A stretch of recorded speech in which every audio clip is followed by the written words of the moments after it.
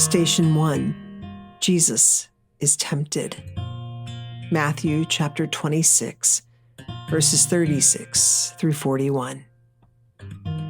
Then Jesus went with them to a place called Gethsemane, and he said to his disciples, "Sit here while I go over there and pray." He took with him Peter and the two sons of Zebedee and began to be grieved and agitated. Then he said to them, "I am deeply grieved, even to death. Remain here and stay awake with me." And going a little farther, he threw himself on the ground and prayed, "My Father, if it is possible, let this cup pass from me. Yet not what I want, but what you want." Then he came to the disciples and found them sleeping, and he said to Peter, "So could you not stay awake with me for 1 hour? Stay awake and pray that you may not come into the time of trial.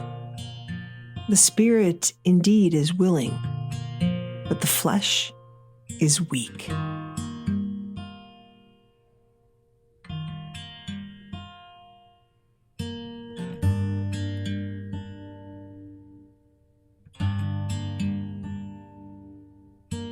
Station 2.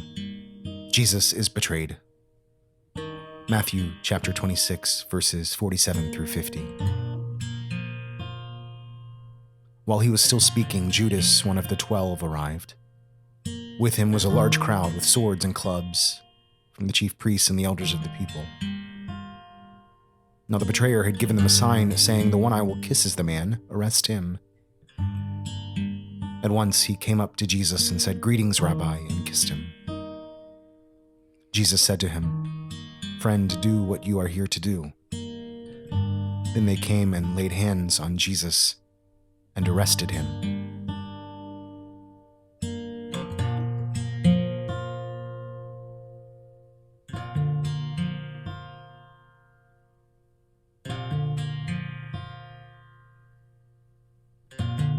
Station 3. Jesus is condemned. Luke chapter 22, verses 66 through 71. When day came, the assembly of the elders of the people, both chief priests and scribes, gathered together, and they brought him to their council. They said, "If you are the Messiah, tell us." He replied, "If I tell you, you will not believe. And if I question you, you will not answer.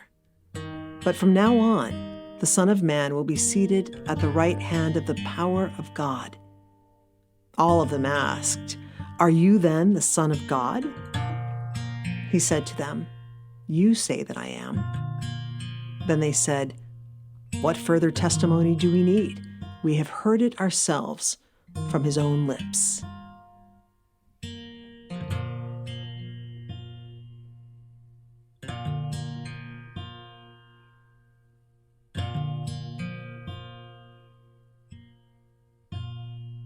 Station 4.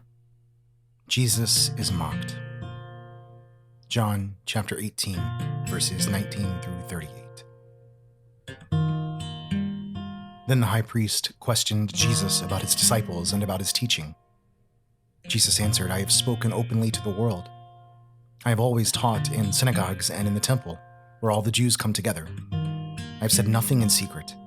Why do you ask me? Ask those who heard what I said to them. They know what I said." When he had said this, one of the police standing nearby struck Jesus in the face, saying, "Is that how you answer the high priest?" Jesus answered, "If I have spoken wrongly, testify to the wrong. But if I have spoken rightly, why do you strike me?" Then Annas sent him bound to Caiaphas the high priest. Now Simon Peter was standing and warming himself. They asked him, "You are not also one of his disciples, are you?" He denied it and said, "I am not." One of the slaves of the high priest, a relative of the man whose ear Peter had cut off, asked, "Did I not see you in the garden with him?" Again, Peter denied it, and at that moment the cock crowed. Then they took Jesus from Caiaphas to Pilate's headquarters. It was early in the morning. They themselves did not enter the headquarters so as to avoid ritual defilement and to be able to eat the Passover. So Pilate went out to them and said, "What accusation do you bring against this man?" They answered, "If this man were not a criminal, we would not have handed him over to you." Pilate said to them, "Take him yourselves and judge him according to your law." The Jews replied, "We are not permitted to put anyone to death." This was to fulfill what Jesus had said when he indicated the kind of death he was to die. Then Pilate entered the headquarters again, summoned Jesus, and asked him, "Are you the king of the Jews?" Jesus answered, "Do you ask this on your own, or did others tell you about me?" Pilate replied, "I am not a Jew, am I? Your own nation and the chief priests have handed you over to me. What have you done?" Jesus answered, "My kingdom is not from this world. If my kingdom were from this world, my followers would be fighting to keep me from being handed over to the Jews. But as it is, my kingdom is not from here." Pilate asked him, "So you are a king?" Jesus answered, "You say that I am a king. For this I was born, and for this I came into the world, to testify to the truth. Everyone who belongs to the truth listens to my voice." Pilate asked him, "What is truth?" After he had said this, he went out to the Jews again and told them, "I find no case against him."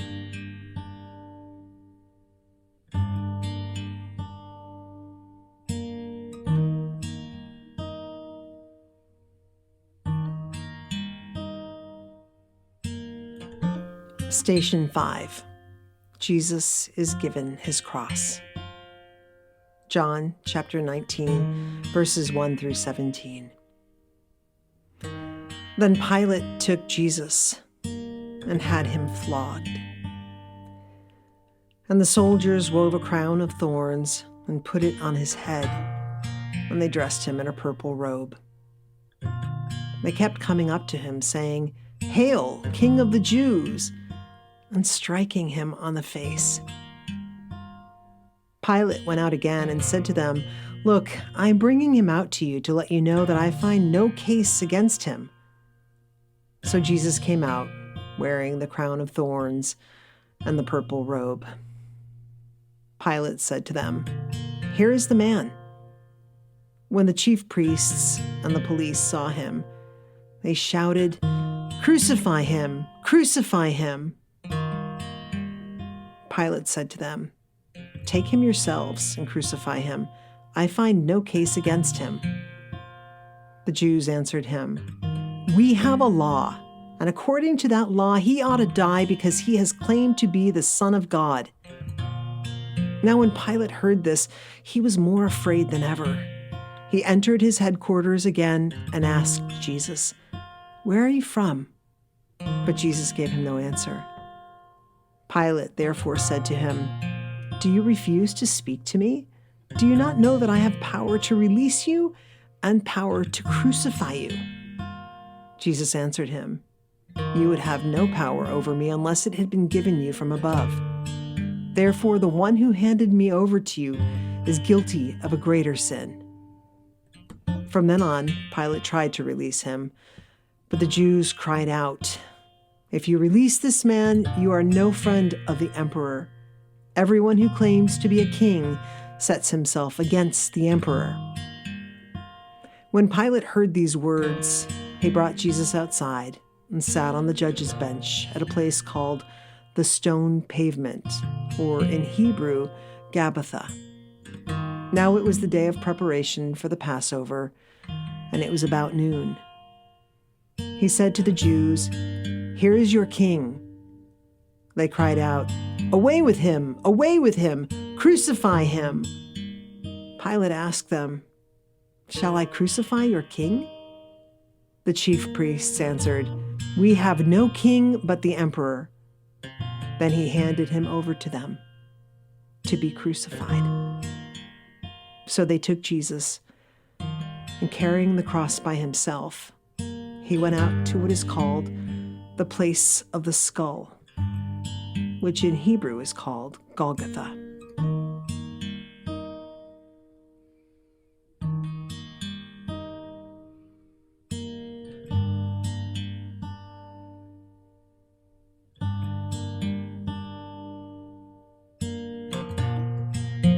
Station 6. Jesus falls. Isaiah chapter 53, verses 4 through 7.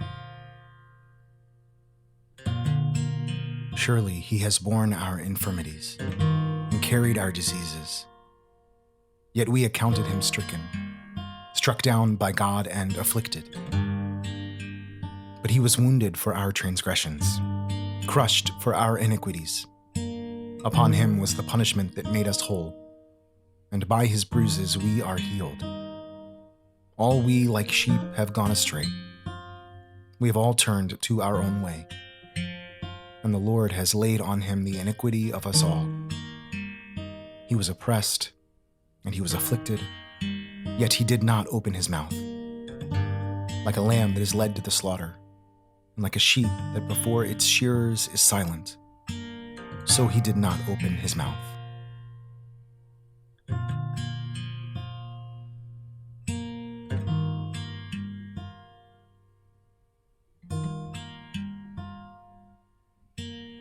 Jesus, remember me when you come into your kingdom. Jesus, remember me when you come into your kingdom. Jesus, remember me when you come into your kingdom. Jesus, remember me when you come into your kingdom. Jesus, remember me when you come into your kingdom. Jesus, remember me when you come into your kingdom.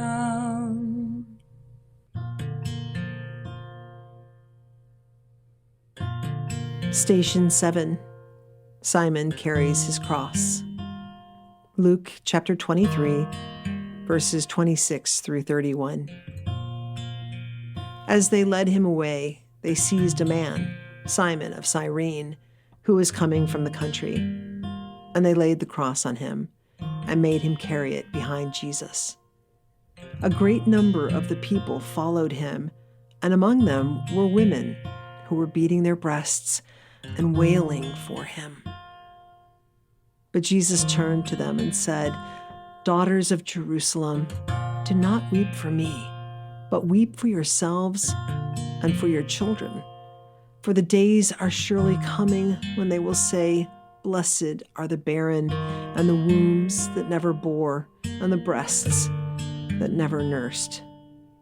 Then they will begin to say to the mountains, 'Fall on us,' and to the hills, 'Cover us.' For if they do this when the wood is green, what will happen when it is dry?"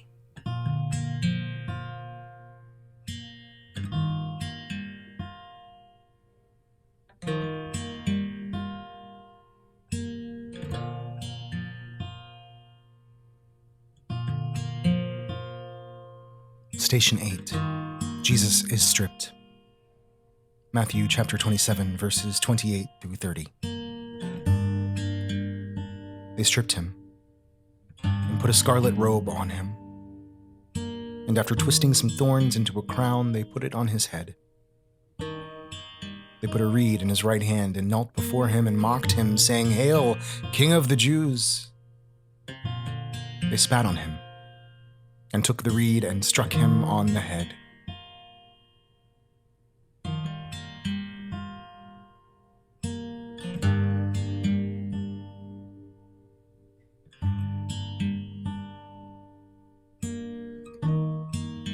Station 9. Jesus is nailed to the cross. Luke chapter 23, verses 32 through 43.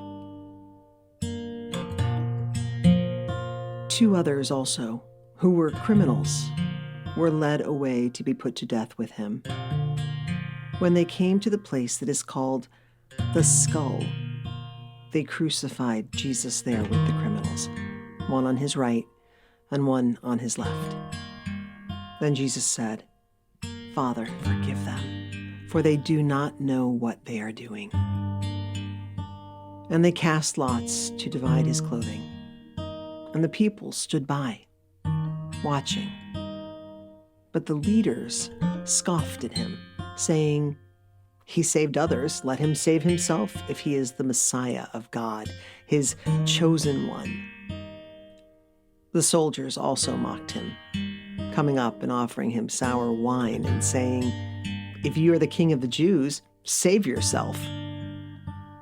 There was also an inscription over him, "This is the King of the Jews." One of the criminals who was hanged there kept deriding him and saying, "Are you not the Messiah? Save yourself and us." But the other rebuked him, saying, "Do you not fear God, since you are under the same sentence of condemnation? And we indeed have been condemned justly, for we are getting what we deserve for our deeds. But this man has done nothing wrong." Then he said, "Jesus, remember me when you come into your kingdom." He replied, "Truly, I tell you, today you will be with me in paradise."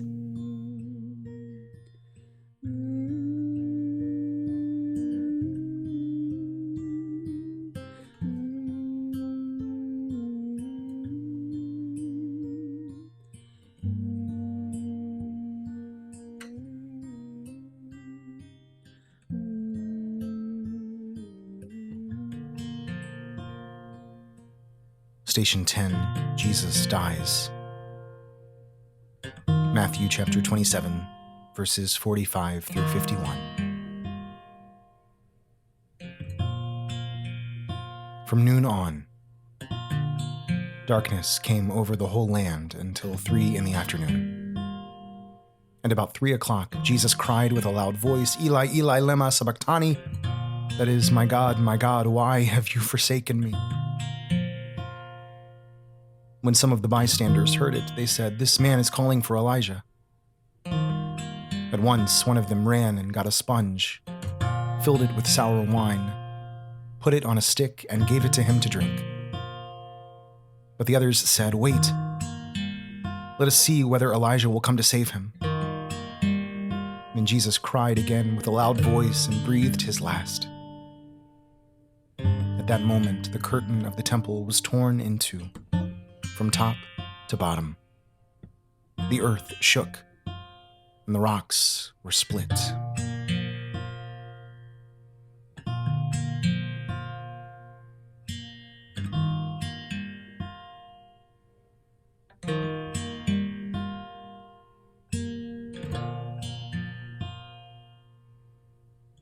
Station 11.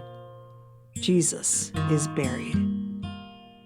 Matthew chapter 27, verses 57 through 61.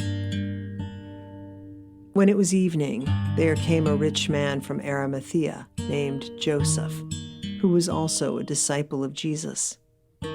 He went to Pilate and asked for the body of Jesus. Then Pilate ordered it to be given to him. So Joseph took the body and wrapped it in a clean linen cloth and laid it in his own new tomb, which he had hewn into the rock. He then rolled a great stone to the door of the tomb and went away. Mary Magdalene and the other Mary were there, sitting opposite the tomb.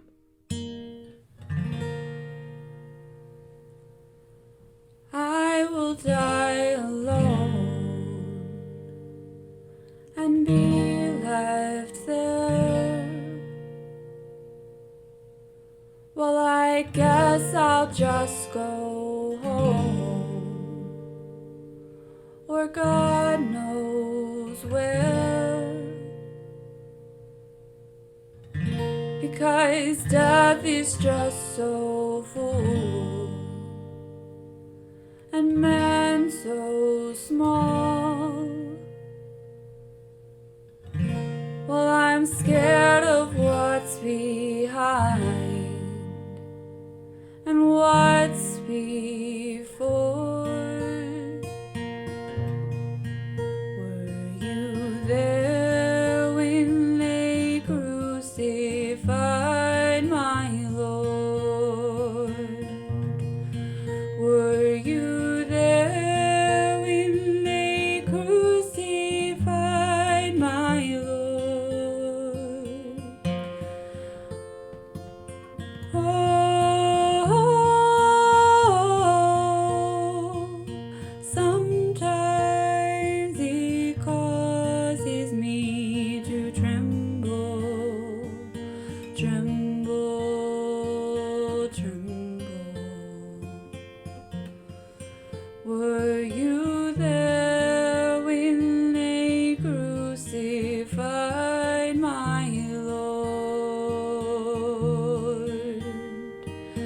There will come a time you'll see, with no more tears, and love will not break your heart, but dismiss your fears, get over your hill and see what you find there, with grace in your heart.